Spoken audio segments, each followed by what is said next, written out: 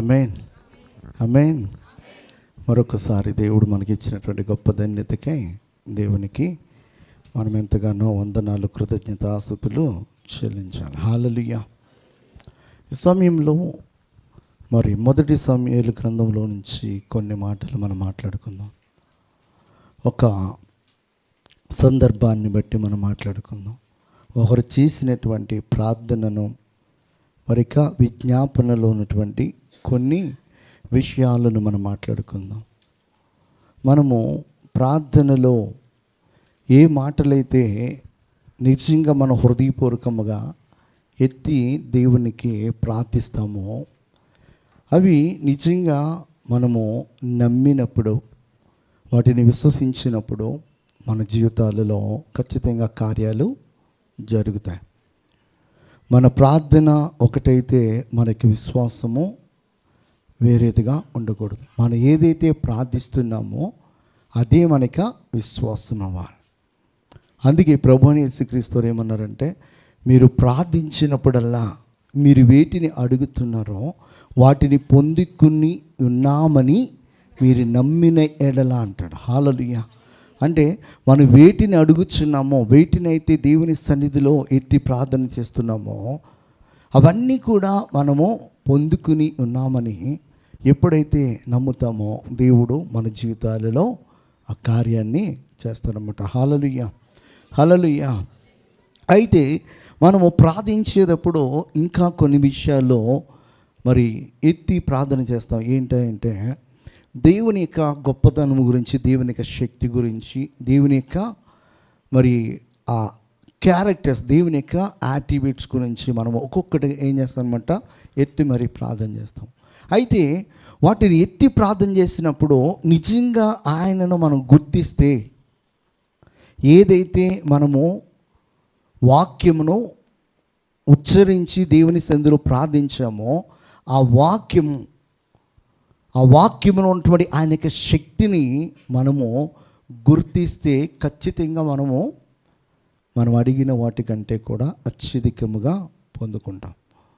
అయితే చాలామందిలో ప్రార్థన ఒకటవుతుంది, వారి యొక్క విశ్వాసము అవి రెండు ఎలాగుంటాయంటే తూర్పు పడమర అన్నట్టుంటాయి అన్నమాట.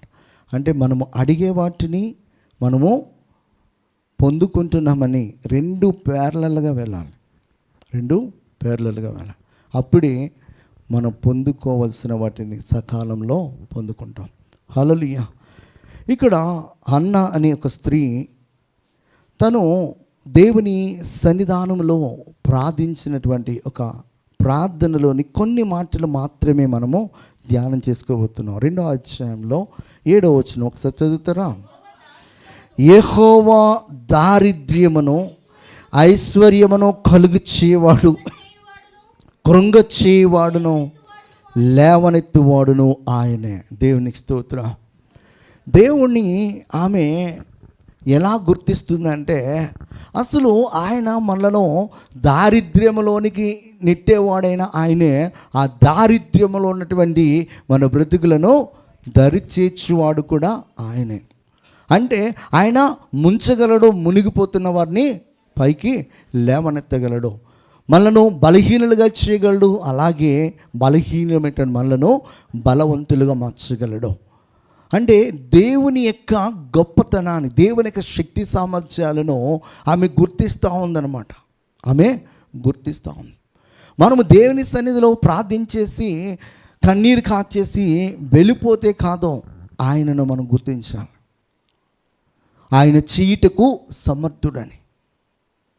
డేరా లోపల ఉన్నటువంటి శారా నవ్వడానికి గల కారణం ఏంటంటే, ఆయన సర్వశక్తి గల దేవుడు అని ఆమె అప్పటికి నమ్మట్లేదు, గ్రహించట్లేదు, గుర్తించట్లేదు.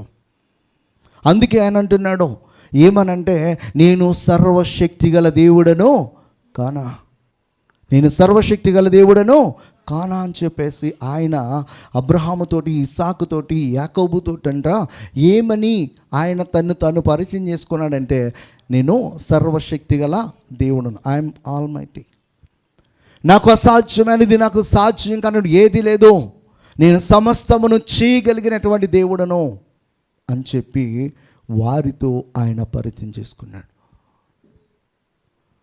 మనము ఏ యొక్క దేవుని సన్నిధిలో ప్రార్థిస్తున్నామో, ఏ దేవుని సన్నిధిలో కన్నీరు కారుస్తున్నామో, ఏ దేవుని యందు విశ్వాసం ఉంచున్నామో ఆ దేవునికి ఏవి సాధ్యమో ఏవి సాధ్యం కాదో నీకే ఒక గుర్తింపు లేకపోతే, నీకే ఒక గ్రహింపు లేకపోతే నువ్వు చేసిన ప్రార్థనకు జవాబు వస్తుందా? రాదు. ఈమె అనేక సంవత్సరములుగా అవమానాలను ఎదుర్కొంటుంది.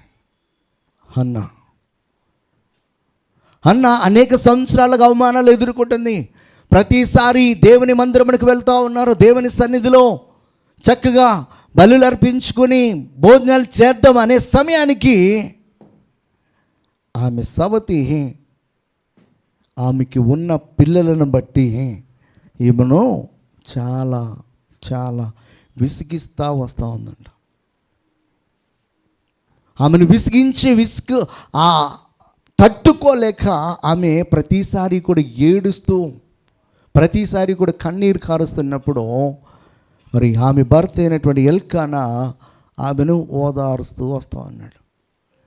నీకు 10 మంది కుమారుల కంటే కూడా నేను శ్రేష్ఠుడను కానా అని చెప్పి తనను ఓదారుస్తూ వస్తూ ఉన్నాడు.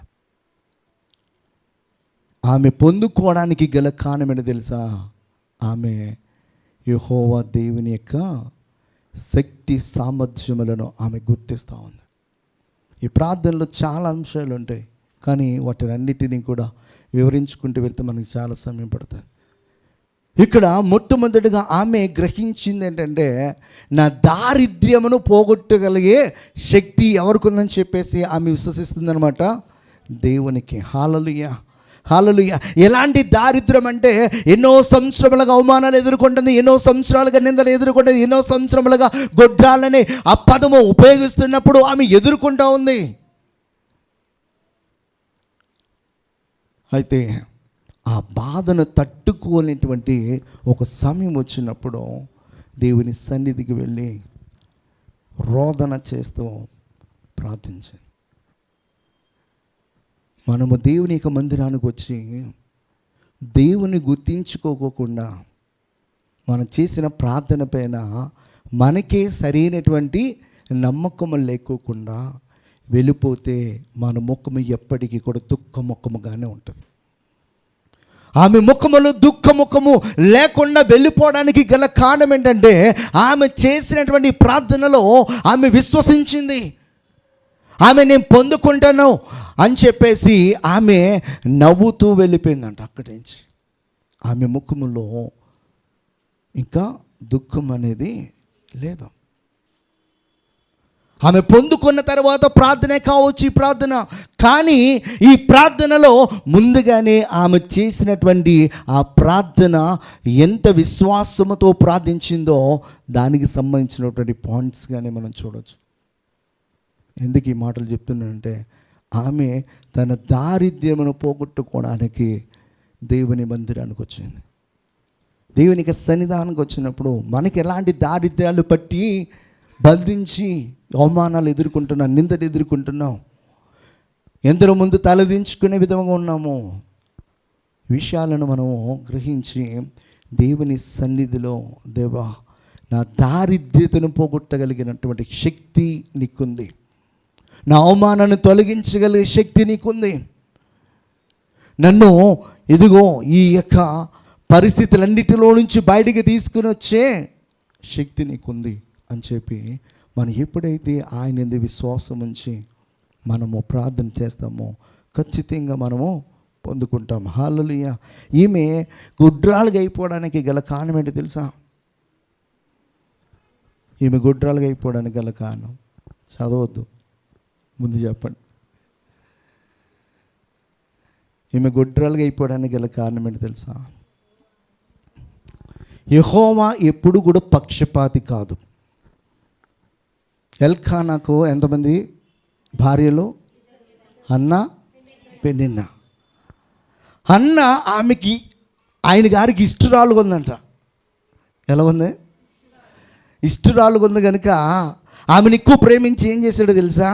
ఆమెకు ఒక పాళ్ళు ఇస్తే ఈమెకి 2 పాళ్ళు ఇస్తూ వచ్చారంట. ఇద్దరు భార్యలు ఉన్నప్పుడు ఇద్దరిని ఎలా చూడాలి? ఇద్దరు కొడుకులు ఉన్నప్పుడు ఇద్దరిని ఎలా చూడాలి? 2 కళ్ళు పని చేస్తేనే మనం తిన్నగా చూడగలము. ఒక కన్ను మూసుకొని చూడలాగా ఈ పక్కన చూడాలనుకో, ఫేస్ ఏమైపోద్ది? తిరిగిపోతా.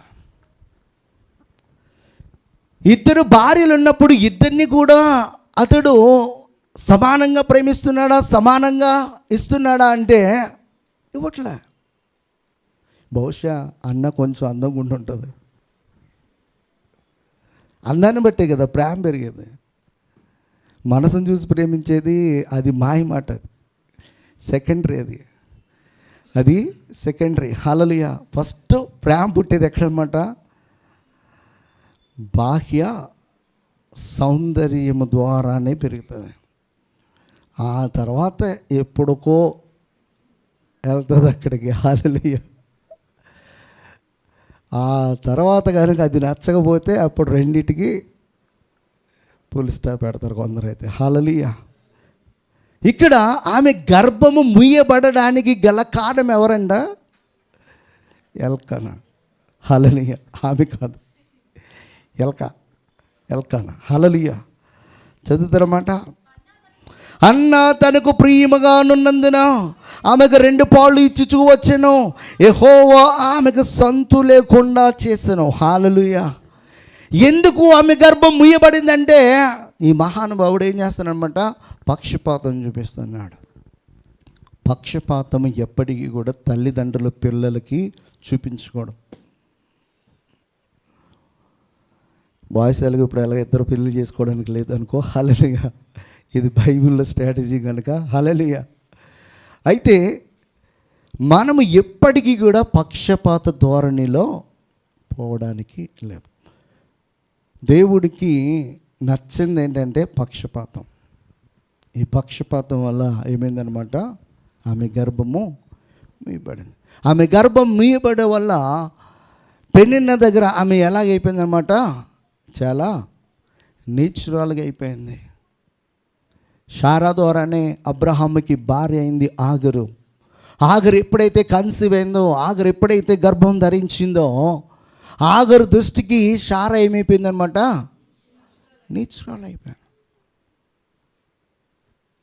ఈరోజు మనకున్న దాన్ని బట్టి లేనిటువంటి వాడిని చూసి మనం నీచంగా చూడటం అలవాటు చేసుకుంటే రేపొద్దున్న మనల్ని దేవుడు నెట్టిట్లో ముంచేయడని చెప్పేసి గ్యారంటీ లేదు. ఖచ్చితంగా ఈమె గర్భము ముయ్యబడ్డానికి ఆయన పక్షపాత ధోరణి అవలంబిస్తూ ఉన్నాడు. యాకోబు యొక్క భార్యలైనటువంటి రాహేలు, లేయా పక్షపాతం ఉంది అక్కడ. ఆ పక్షపాతాన్ని సహించుకోలేక దేవుడు ఎవరి గర్భాన్ని ముందుగా తెరిచాడో? లే గర్భాన్ని. మహానుభావుడు లే అని కలవలేదంట, రాహేల్ని కలిసాడంట ముందుగా. అయితే ఆమె అందాన్ని బట్టి, ఇతగాడు ఆమెను ఎక్కువగా ప్రేమించడాన్ని బట్టి, లేయా దూషింపబడుటను బట్టి దేవుడు ఏం చేశాడనమాట? లేయా గర్భాన్ని తెరవడం మాత్రమే కాదు కానీ లేయా గర్భములో నుంచి యాజకులందరూ వచ్చేసారు. హల్లెలూయా. హల్లెలూయా. లేవీలు వచ్చేసారు, యూదులు వచ్చేసారు. అంటే మొదటి యాజకుల దగ్గర నుంచి పరిపూర్ణ యాజకుడైనటువంటి యేసుక్రీస్తు వరకు కూడా ఏ గర్భములో నుంచి రావడానికి దేవుడు కృప చూపించాడంటే నిందలను అవమానాలను సహిస్తున్నటువంటి, దూషింపబడుచున్నటువంటి లేయా గర్భములో నుంచి రావడానికి దేవుడు కృప చూపించాడు.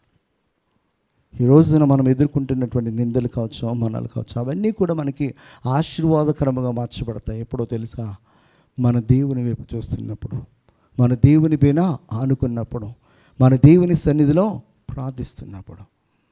మనం ఎప్పుడైతే ఈ కార్యము చేస్తామో ఖచ్చితంగా దేవుడు మన జీవితంలో ఉన్నతమైన కార్యము ఆయన చేస్తాడు. ఆమె గుర్తించింది, ఆయన దారిద్ర్యమును పోగొట్టే గొప్ప దేవుడని. హల్లెలూయా. 6వ వచనం చదవనమ్మా. మొదట, యెహోవా ఆమెకు సంతు లేకుండా చేస్తున్న హేతువును బట్టి ఆమె వైరియగు పెనిన్న ఆమెను విసిగించుటకై ఆమెకు కోపము పుట్టించుచు వచ్చాను. ఆమెకి కోపం పుట్టిస్తూనే ఉందంటే మేము భయంకరముగా. ప్రతి సంవత్సరము సంతోషముగా బయలుదేరతారు వీళ్ళు. ఎక్కడికి? షిలోహులో ఉన్నటువంటి దేవుని మందిరానికి. అక్కడికి వెళ్ళిన తర్వాత స్టార్ట్ చేస్తుంది పెనిన్న సూటిపోటి మాటల్లో ఆమెను విసిగించే విధముగా అన్నీ కూడా స్క్రిప్ట్ రెడీ చేసుకుని వస్తుంది అనమాట.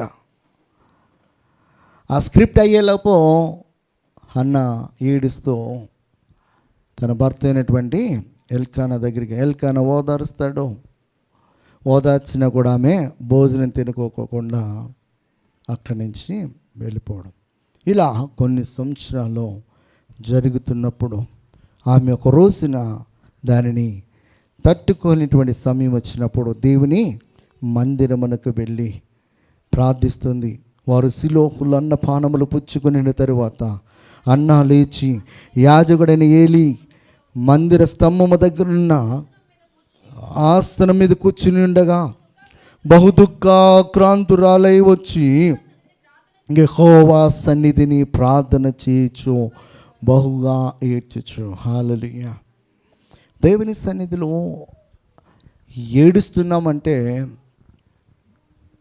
మనము ఆ ఏడుపు తగ్గ విశ్వాసము ఉండి ఆడవాలన్నమాట. ఏముండాలి? ఆ ఏడుపుకి తగ్గ విశ్వాసం ఉండాలి.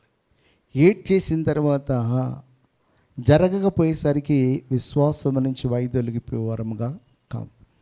మనము ఏడ్చి కన్నీరు కాచి ప్రార్థన చేసి లేచేటప్పుడే మన హృదయంలో ఒక మాట వినపడుతుంది.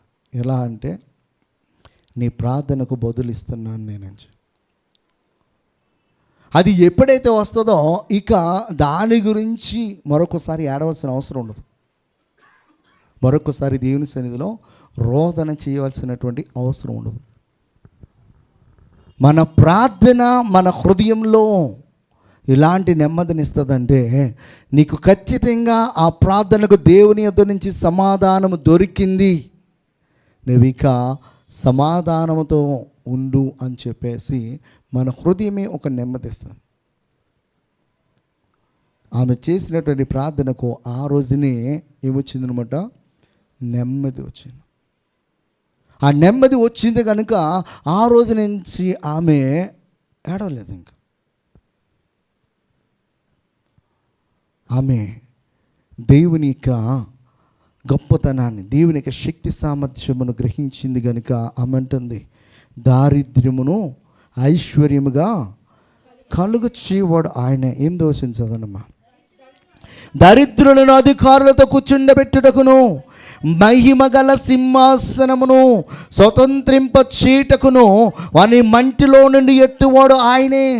లేమి గల వారిని పెంట కుప్ప మీద నుండి లేవనెత్తువాడు ఆయనే.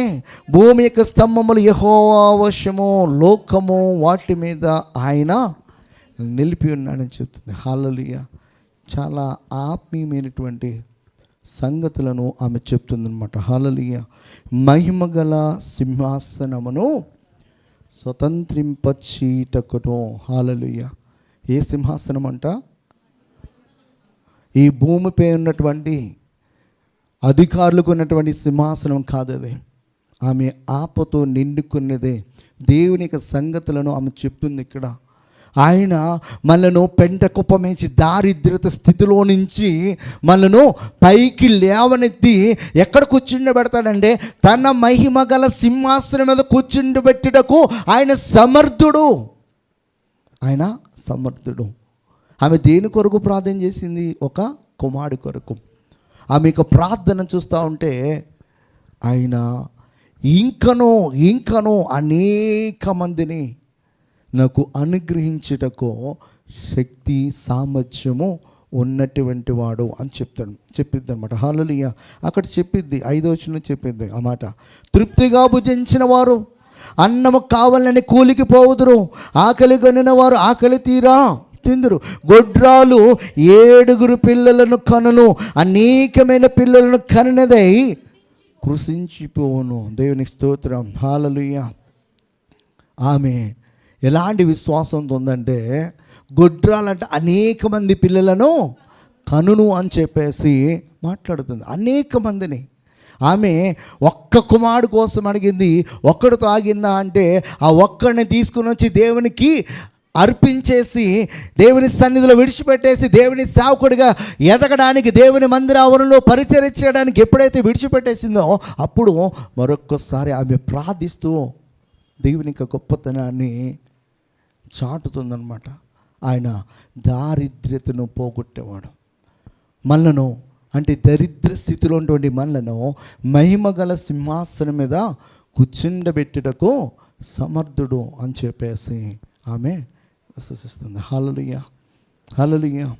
ఆ మహిమగల సింహాసనం మీద కూర్చుండబెట్టడానికి ప్రభువైన యేసుక్రీస్తు వారి లోకానికి వచ్చింది. హల్లెలూయా, హల్లెలూయా. 2 కొరింథీయులకు రాస్తూ చెప్తాడు, 8:9 మీరు మన ప్రభువైన యేసుక్రీస్తు కృపను ఎరుగుదురు గనుక కదా, ఆయన ధనవంతుడై ఉండి మీరు తన దారిద్ర్యము వలన ధనవంతులు కావాలని మీ నిమిత్తము దరిద్రుడాయను. దేవునికి స్తోత్రం. హల్లెలూయా. ఏమంటున్నాడు ఇక్కడ? ఆయన ధనవంతుడై ఉండి మీరు తన దారిద్ర్యము వలన, తన దారిద్ర్యము వలన మనల్ని ఏం చేయాలనుకున్నాడు? ఆయన ధనవంతులను చేయాలి.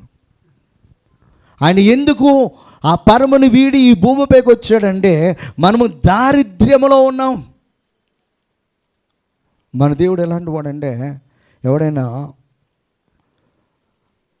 బురదగుంటలో పడిపోయి మునిగిపోతా ఉన్నాడు అనుకో, ఆ గొట్టె మీద నిలబడి నువ్వు కాలు చెయ్య ఇల్లగిల్లగాను, లేకపోతే ఇదిగో ఈ తాడు పట్టుకో, లేకపోతే ఈ కమ్మ పట్టుకో అని చెప్పేసి అలా డైరెక్షన్స్ ఇచ్చి వదిలేసే దేవుడు కాదనమాట. ఆయన ఏదైతే మాట్లాడతాడో అది చేసే గొప్ప దేవుడు అన్నమాట. మనను ఆ దారిద్ర్యతలో నుంచి బయటికి తీసుకొని రావడానికి ఆయన పరముని వీడి ఈ భూమిపైకి వచ్చాడు. హల్లెలూయా. అదే కొరింథీయులకు రాస్తూ చెప్తాడు, 1 కొరింథీయుల్లో 15:47 మొదటి మనుష్యుడు భూ సంబంధి అయి మట్టి నుండి పుట్టినవాడు, రెండవ మనుష్యుడు పరలోకము నుండి వచ్చినవాడు. దేవుని స్తోత్రం. హల్లెలూయా. ఇక్కడ ఆల్టర్ దగ్గర నుంచి తోసేస్తున్నాడు నన్ను. హల్లెలూయా, ప్రైజ్ ది లార్డ్. హల్లెలూయా. మొదటి మనుష్యుడు భూ సంబంధి అయి మట్టి నుండి పుట్టినవాడు, రెండవ మనుషుడు పరలోకము నుండి వచ్చినవాడు. హల్లెలూయా. ప్రభువైన యేసుక్రీస్తు వారు మట్టి నుంచి వచ్చినవాడు కాదు. ఆయన ఎక్కడి నుంచి వచ్చాడు? ఆయన పరమును వీడి ఈ భూమిపైకి వచ్చాడు ఆయన. హల్లెలూయా. ఆయన ఆ ఉన్నతమైనటువంటి ఆ మహిమను విడిచిపెట్టి మనకులాగా జీవించడానికి గల కారణం ఏంటంటే, మన దారిద్ర్యమును వదిలించి మహిమగల తన సింహాసనం మీద కూర్చుండబెట్టుటకు. హల్లెలూయా. ఇక్కడ ఆమె గుర్తిస్తుంది. ఎలా గుర్తిస్తుందంటే, నాకున్నటువంటి ఈ యొక్క దారిద్ర్యమును తొలగించటం మాత్రమే కాదు, కానీ నన్ను తన మహిమగల సింహాసనం మీద కూర్చుండబెట్టుటకు ఆయన సమర్థుడు అని చెప్పేసి ఆమె గుర్తిస్తుంది. హల్లెలూయా. మనం అనుకుంటాము, దేవా ఇదొక్కడిచ్చి చాలు, ఇదొక్కటే అనుకున్నటువంటి ఏదో లోటు, ఏదో లోపము, ఏదో అనారోగ్యము, ఇదొక్కడిచ్చే చాలని చెప్పేసి మనం అంటే, అదొక్కడి చేసి ఊరికినే దేవుడు కాదు ఆయన.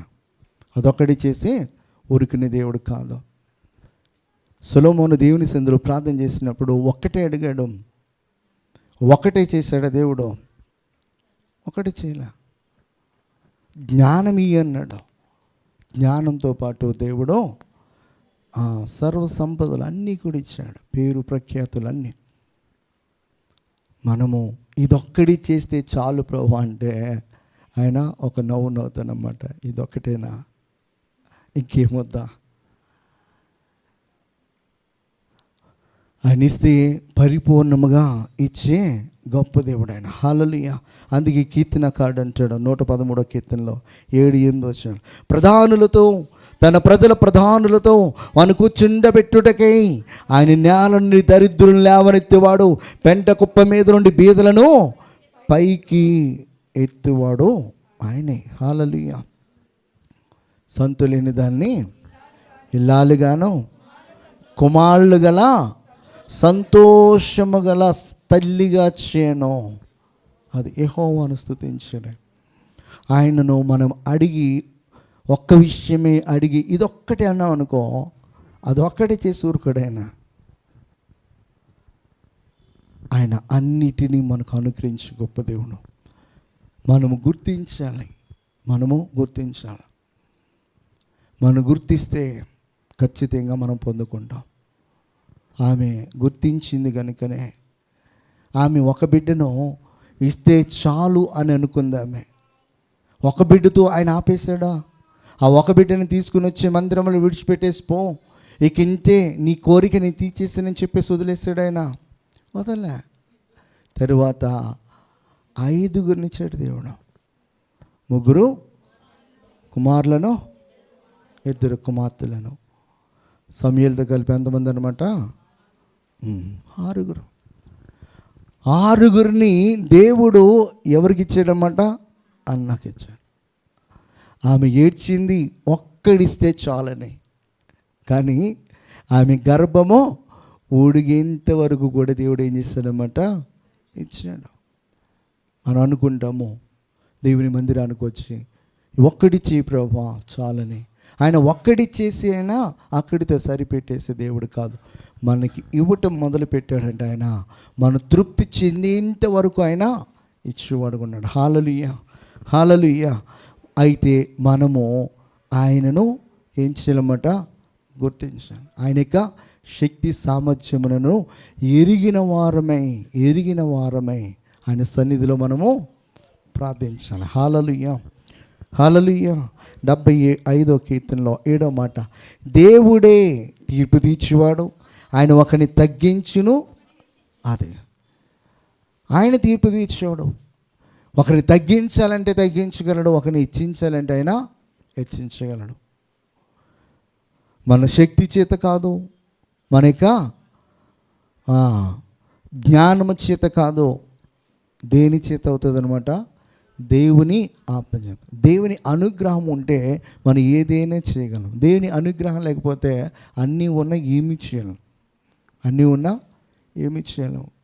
కొంతమందికి కొన్ని కోట్ల రూపాయలు ఉన్నా కూడా కొన్ని పనులు జరగవు. కొంతమందికి ఏమీ లేకపోయినా దేవుని అనుగ్రహంతో అలా మొదలు పెడితే కొన్ని కోట్ల రూపాయలు విలువ చేసే మందిరాలు కట్టేస్తూ ఉంటారు. అలా కొన్ని సాక్ష్యాన్ని విన్నా. ఏమీ లేకపోయినా దేవుని అనుగ్రహంతో వారు ఫౌండేషన్ ఇచ్చినప్పుడు అలా వస్తూనే ఉంటాయి. కార్యం జరిగిపోతూ ఉంటుంది. దేవుని అనుగ్రహం మనకు కావాలి. మనము దేవుని యొక్క శక్తి సామర్థ్యములను గుర్తించాలి. దేవుడు ఆయన ఏదైనా కూడా చీటకు సమర్థుడు, నా దారిద్ర్యమును తొలగించటకు సమర్థుడు. ఇదిగో ఈ దరిద్రమైనటువంటి స్థితిలో నుంచి నన్ను పైకి లేవనెత్తి ప్రజల ప్రధానులతో కూర్చుండబెట్టుటకు ఆయన సమర్థుడు అని చెప్పేసి మనం ఎప్పుడైతే మనం నమ్మి ప్రార్థన చేస్తామో మన బ్రతుకులలో గొప్ప కార్యాలు ఆయన జరిగిస్తాడు. 9వ వచనం చదవనమ్మా. 1 శామ్యూయేలు 2:9, తన భక్తుల పాదముల తొట్టిల్లకుండా ఆయన వారిని కాపాడాను. ఇది చాలా చక్కటి మాట. ఆమె ఎలా విశ్వసిస్తుందంటే ఆయన యందు భయం కలిగి, ఆయన యందు భక్తి కలిగి మనం జీవిస్తున్నప్పుడు మన యొక్క పాదములంట తొట్టిల్లకోకుండా ఆయన ఏం చేస్తాడంటే ఆయన కాపాడతాడు. అంటే మనం అనుకుంటాము ఏమనంటే తొట్టిల్లడం అంటే వెళ్తున్నప్పుడు గొప్ప తగిలి పడిపోకుండా ఉండటమా? అది ఉంది, ఇది ఉంది, 2 ఉన్నాయి. హల్లెలూయా. 91వ కీర్తనలో ఏమంట? నీ పాదములకు రాయి తగులుకున్న వారు తమ చేతుల మీద ఎత్తి పట్టుకుందరు. ఎవరు వాళ్ళు? దేవదూతలు. అంటే భౌతికమైనటువంటి హాని కలుగుకోకుండా, ఆత్మీయ స్థితిలో పడిపోకుండా, ఈ రెండిటిని కూడా దేవాతి దేవుడు ఏం చేస్తాడనమాట, బ్యాలెన్స్డ్గా మనల్ని కాపాడుతూ ఆయన నడిపిస్తాడు. ఆయన ఎందు భయం కలిగి, ఆయన ఎందు భక్తి కలిగి మనం నడుస్తున్నప్పుడు కొన్ని సందర్భాలలో టెంప్టేషన్స్ వస్తాయి. కొన్ని సందర్భాలలో లోకానుసారంగా మనం అట్రాక్ట్ అవుతామో, కొన్నిసార్లు పడిపోవడానికి అక్కడ ఆగిపోతాము. ఆగిపోయినటువంటి మనలను దేవుడు ఆగిపోకుండా కొనసాగేవారుగా మనను ముందుకు నడిపించడానికి తన వాక్కును పంపి మన సరిచేయటకు సమర్థుడు. హల్లెలూయా, హల్లెలూయా. కీర్తనలో 37:23 చదువుదాం. ఒకని నడత యెహోవా చేతనే స్థిరపరచబడును, వాని ప్రవర్తన చూచి ఆయన ఆనందించును. యెహోవా అతని చెయ్యి పట్టుకొని ఉన్నాడు గనుక అతడు నేలను పడినను లేవలేక ఉండడు. ఎప్పుడైతే మనం దేవుని విశ్వాసం ఉంచి దేవునితో నడవడానికి మనము సమర్పించుకుని నడుస్తున్నామో, మన చెయ్యి ఎవరి చేతిలో ఉంటుందన్నమాట, దేవుని చేతిలో ఉంటుంది. మనం కొన్నిసార్లు వెనుదిరిగి రాకోకుండా ఉన్నప్పటికీ కూడా ఆ చెయ్యి ఏం చేస్తుంది అనమాట, పట్టుకుని నడిపిస్తుంది.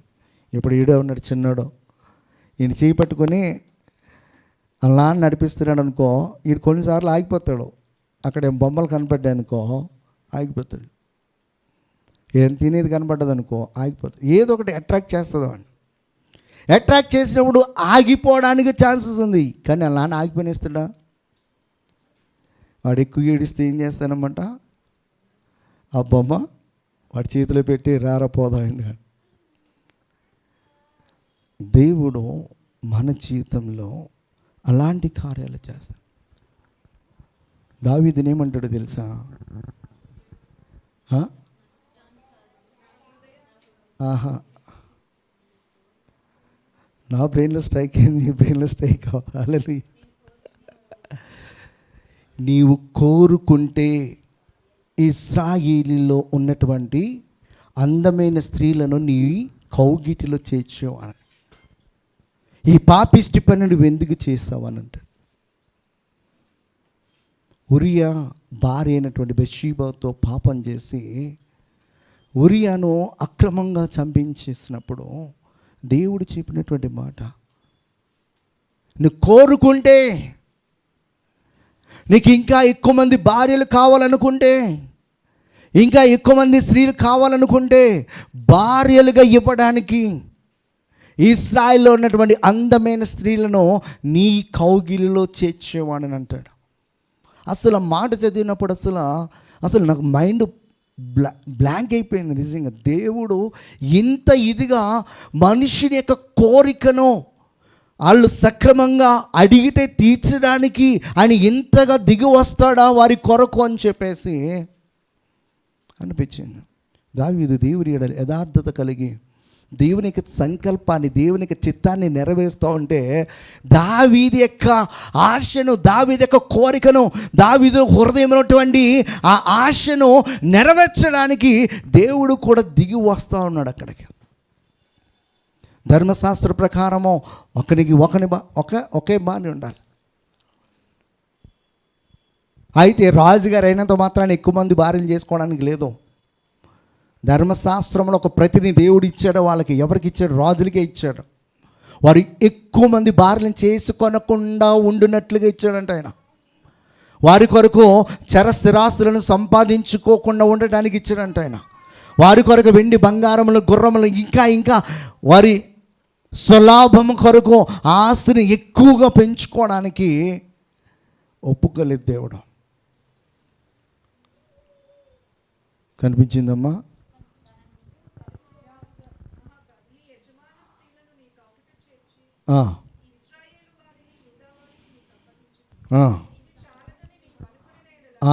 ఇది చాలదని నీవు అనుకొనిన ఎడల, ఏమన్నాడు అక్కడ దేవుడు? ఇది చాలదని నువ్వు అనుకుని ఉంటే మరీ ఎక్కువగా నీకు ఇచ్చేందను. కానీ నువ్వు సక్రమైన మార్గంలో పోలే, ధర్మశాస్త్రబద్ధముగా పోలే, నా ఆలోచనకు విరుద్ధముగా పోయి చాలా ఘోరమైనటువంటి పాపము చేసావని దేవుడు ఎంత గట్టి దెబ్బ కొట్టాడు తెలుసా? 3 గట్టి దెబ్బలు కొట్టేశాడు. ఆ దెబ్బలు ఆయన చేత తింటూనే ఏమంటున్నాడు తెలుసా? నన్ను కొడితే కొట్టావు, తిడితే తిట్టావు, కానీ నన్ను త్రోసేయద్దు. ఏమంటున్నాడో? నన్ను త్రోసేయద్దు, నన్ను నీ యుద్ధ నుంచి దూరం చేయొద్దు. ఇది పాపము చేసి అపవిత్రునైపోయినటువంటి నన్ను ఈ సోపుతో కడుగు, నన్ను మరలా శుద్ధిగా చెయ్యి, మరలా నీ సన్నిధిలో యథార్థమైన హృదయంతో ఎలాంటి పాపం లేనటువంటి వాడుగా నీ సన్నిధిలో ప్రార్థించాలి, కన్నీరు కార్చాలి, నా యొక్క స్థితిని కడుక్కొనిన వాడిని మరలా ఆ పాపము జోలికి వెళ్ళకోకుండా నేను నిన్ను సేవించాలి ప్రభువా అని చెప్పి. పాపం చేసినప్పుడు దెబ్బలు పడతాయి, కానీ దెబ్బలు పడినప్పుడు ఆ దెబ్బలు తింటూనే దేవుని ప్రేమించగలిగే విశ్వాసము అనుకుంటుందా? ఆ స్థితికి మనం వచ్చామా? ఎంత గాయమైనా కూడా ఆ గాయాన్ని చూస్తూ కూడా, ఆ గాయాన్ని బట్టి కూడా దేవునికి మనము స్తుతి చెల్లించగలిగే, ప్రార్థించగలిగే, దేవుని ఆశ్రయించగలిగే, దేవుని మీద ఆనుకొనగలిగే విశ్వాస జీవితము, ప్రార్థన జీవితము మనం కలిగి ఉన్నప్పుడు ఈరోజు మన స్థితి ఇలాగ ఉండవచ్చు, కానీ ఒకరోజు మన స్థితి ఎలాగ ఉండదు తెలుసా? ఎవరు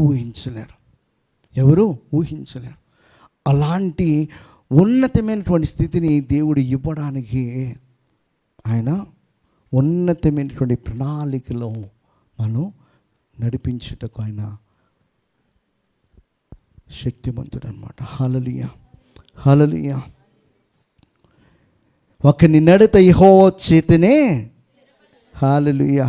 ఆయన గారికి తెలుసు బాగా, నా నడత ఎవరి చేత స్థిరపరచబడింది? దేవుని చేతనే చెప్తున్నాడు ఆయన. ఇంకను మనం ముందుకెళ్తే 28వ వచనము, యాలయనగా యెహోవా న్యాయమును ప్రేమించువాడు, ఆయన తన భక్తులను విడువడు, వారు ఎన్నటికి నీ కాపాడబడుదురు, కానీ భక్తిహీన సంతానము నిర్మూలమగును. హల్లెలూయా. ఆయన తన భక్తులను విడువడు, వారు ఎన్నటికి ఎప్పటికైనా వారు కాపాడబడతారని చెప్పేసి తను ఎంతగానో విశ్వాసముతో మాట్లాడుతున్నటువంటి మాట. హల్లెలూయా.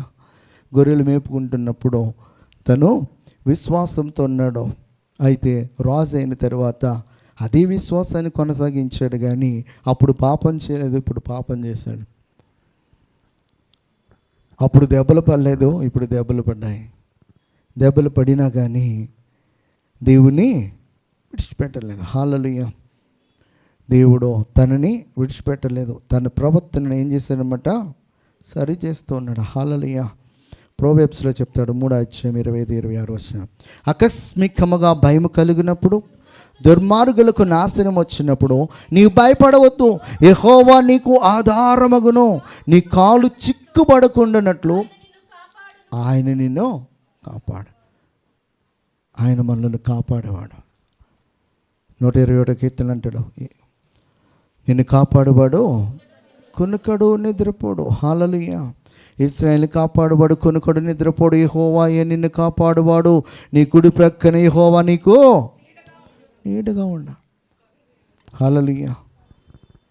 ఆమె నమ్మింది, తన భక్తుల ప్రాణమును ఆయన తొట్టిల్లనీయకుండా ఆయన వారిని కాపాడువాడని. సామెతల్లో చెప్తాడు 2:8, న్యాయము తప్పిపోకుండా ఆయన కనిపెట్టెను, తన భక్తుల ప్రవర్తనను ఆయన కాచు. మన ప్రవర్తనను ఆయన ఏం చేస్తాడంట? కాస్తాడు.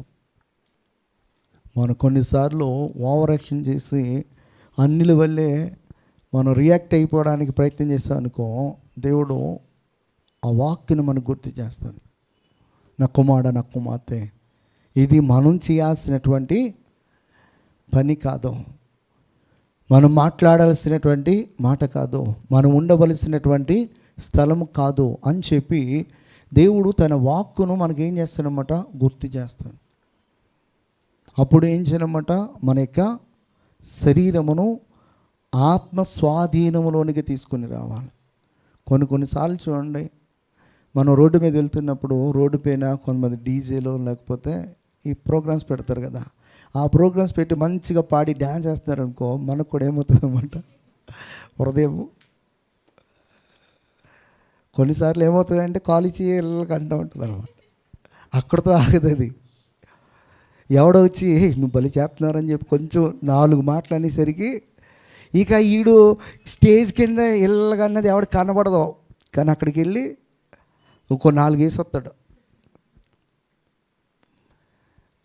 అంటే మనకి దేవుని వాక్యము ఏమని హెచ్చరిక చేస్తుందంటే, నీకు అది తగదు, నువ్వు అది చేయదు, నువ్వు ఉండే స్థలం కాదు అని చెప్పేసి దేనికి వాక్యము మనకి హెచ్చరిక చేస్తాయి. 97 కీర్తన 10వ వచనం, యెహోవాను ప్రేమించి వారలారా చెడుతనమును అసహించుకొనుడి, తన భక్తుల ప్రాణములను ఆయన కాపాడుచున్నాడు, భక్తిహీనుల చేతిలో నుండి ఆయన వారిని విడిపిస్తాడు. భక్తిహీనుల చేతిలోంచి ఆయన విడిపిస్తాడు, విడిపించుటకు సమర్థుడు. హల్లెలూయా. ఆమె నమ్మింది, తన భక్తుల పాదములను తొట్టిల్లకుండా వారిని ఆయన కాపాడుతాడని. హల్లెలూయా. మీకా రాస్తాడు ఒక మంచి మాట, 7వ అధ్యాయం 7 నుంచి చదివితే,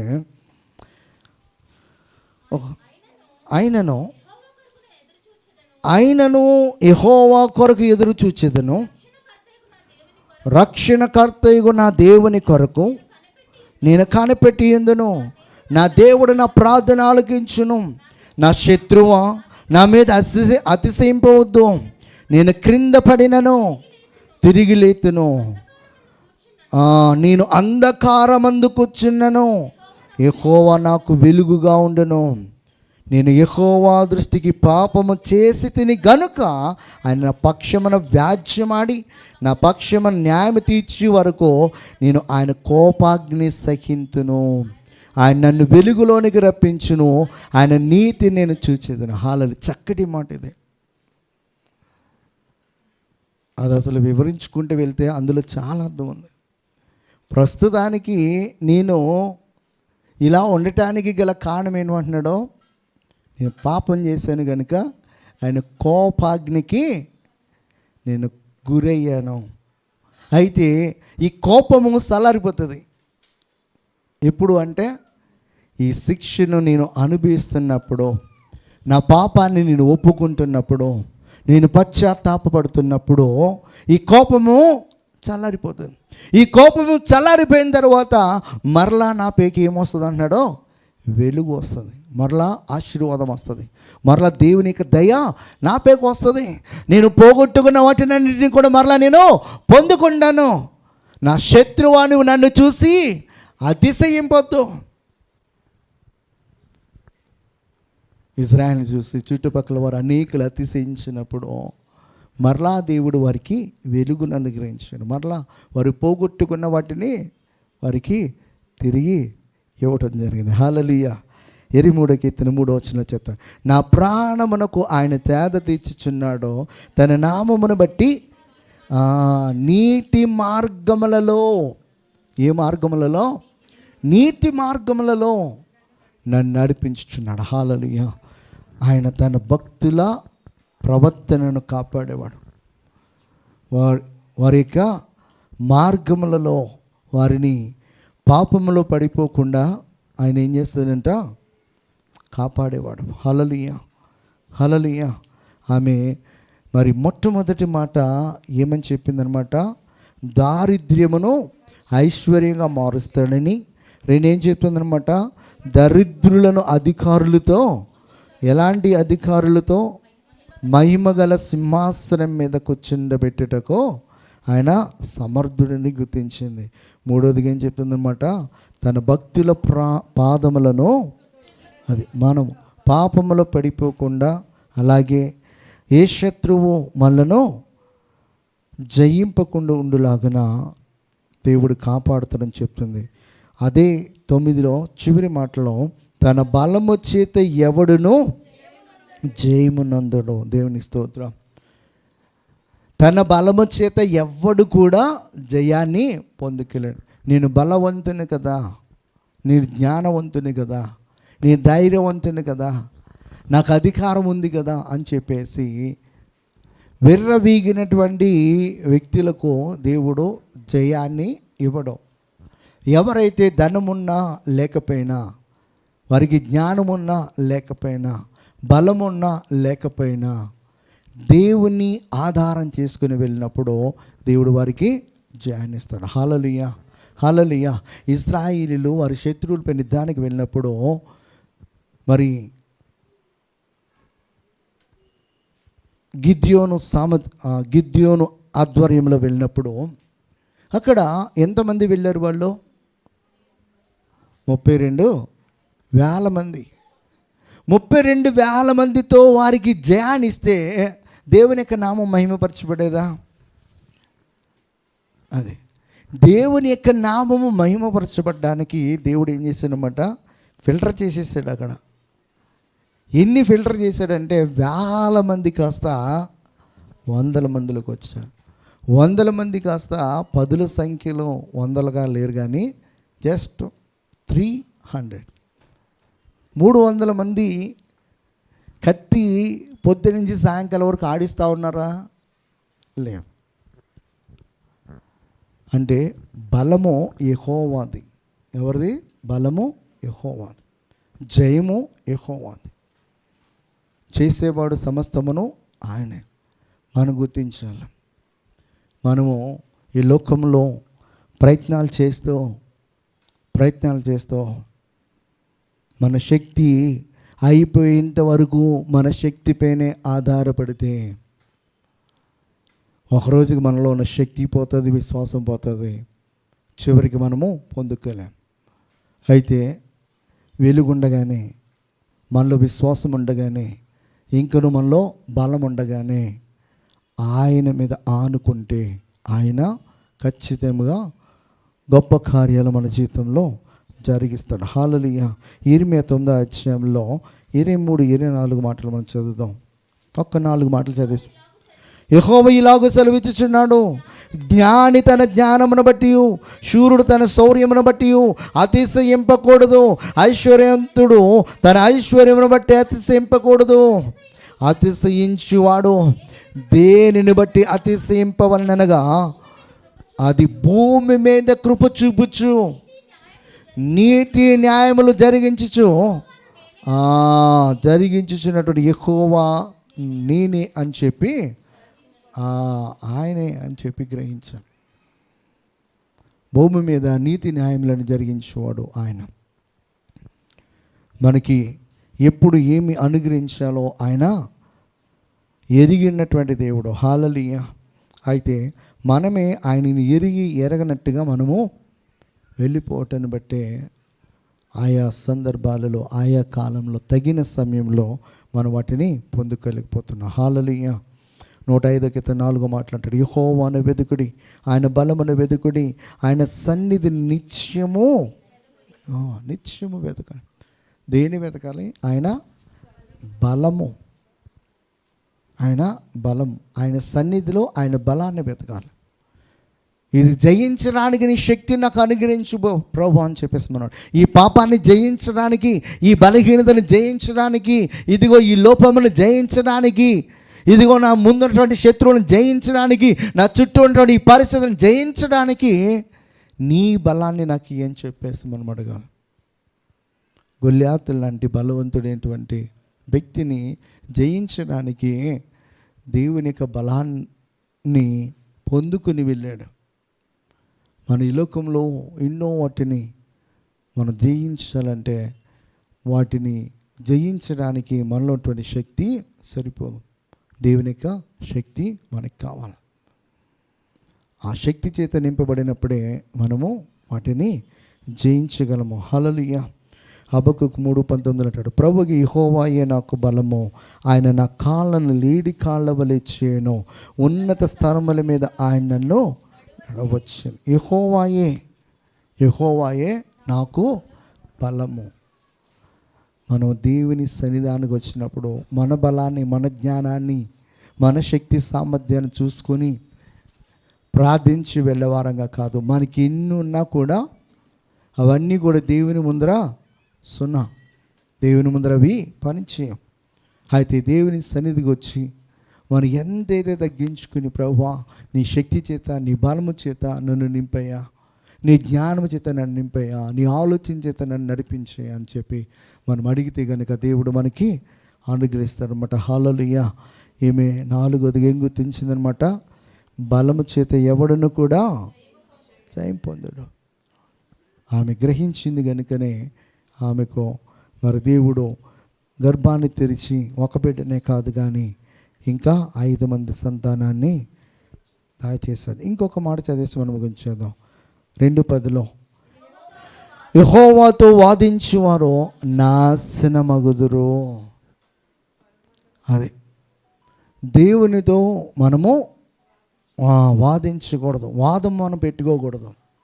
అరణ్యంలో ఇశ్రాయేల్లో వాదిస్తేనే వచ్చారు వాళ్ళు. వాదిస్తూ వచ్చినటువంటి వారందరూ కూడా ఏమైపోయారన్నమాట? అరణ్యంలో రాలిపోయారు.